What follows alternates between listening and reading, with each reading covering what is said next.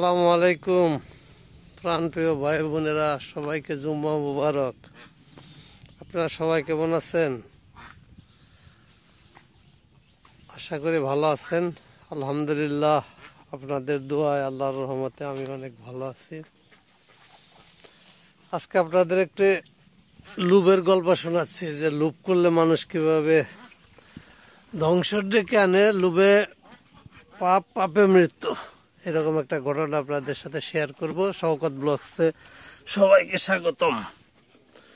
আজকেকার ঘটনাটা এরকম, 3 চুরে এক জায়গায় চুরি করে অনেক স্বর্ণালঙ্কার অনেক কিছু চুরি করে নিয়ে আসছে। নিয়ে আইসা মানে যেখান থেকে চুরি করছে ওইখান থেকে যাইতে যাইতে দেখা যায় ভোর হয়ে গেছে। ভাবলো যে আমরা তো অনেক দূরে চলে আসছি, চুরি করে একটা গাছের নিচে ওনারা বৈশা একটু রেস্ট নিতেছে। তবে অ্যাকচুয়ালি বললো যে এখান থেকে এভাবে যাওয়া যাবে না, কাছে পিছে কোনো বাজার থাকলে একটু খাওয়া দাওয়া করে গেলে অনেক ভালো হবে। তো পরে বললো যে যেখানে একজন যাও একজন যাও, তুমি খাবার নিয়ে আসো, আমরা দুইজন এখানে মাল বসে বসে পাহারা দিই। যেভাবে কথা ঠিক ওইভাবে কাছে এক চুরে খাবার আনতে গিয়ে যাইতেছে, আর মনে মনে বুদ্ধি করতেছে যে আমি তো এখান থেকে খেয়ে যাবার ওদের জন্য নিয়ে যাব, যে খাবারটা নিয়ে যাব আমি ওই খাবারে বিষ মিশিয়ে দেবো, ওরা খাবারগুলো খাবে আর ওই দুইজন মারা যাবে, সব মাল আমার হয়ে যাবে। ওরা ওইভাবে চিন্তা করতেছে, আর এইভাবে যে দুইজন বসে আছে তারা চিন্তা করতেছে যে ও তো খাবার আনতে গেছে, ও আসলে পরে খাবার দাবার কইরা খাইয়া দুইজনে ওরে মেরে ফেলবো, মায়েরা রাইখা যাবো, ওই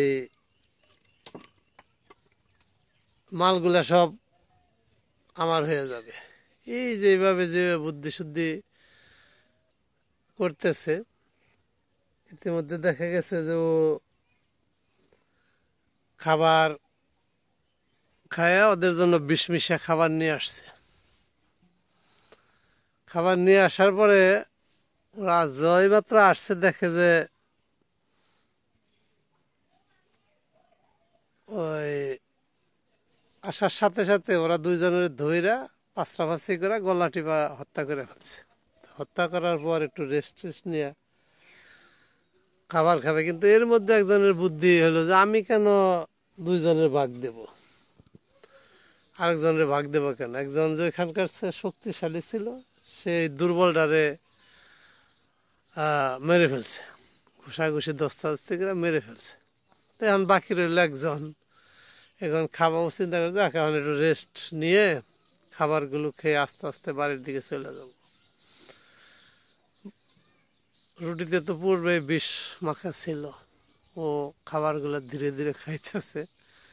খাওয়ার পরে উনিও চলে গেল ওই মৃত্যুর রাস্তায়। এখানে বিষয়বস্তুটা হলো যে আমরা যারা লোভ করি বা যারা লোভের জগতে বসবাস করি, একজনকে ঠকানোর চিন্তা করি, আর একজন কে ঠকে কীভাবে বড়লোক হবো, কীভাবে সমাজে থেকে ভিন্নতা বিভিন্ন কিছু এভাবে ছিনিয়ে নেওয়ার বুদ্ধি করি, তাদের জন্য এই গল্পটা। আশা করি আপনারা সবাই সাবধান হয়ে যাবেন এবং অবলম্বনকে সাবধানতা অবলম্বন করতে বলবেন। সবার প্রতি আন্তরিক অভিনন্দন। আসসালামু আলাইকুম ওয়া রাহমাতুল্লাহি ওয়া বারাকাতুহু।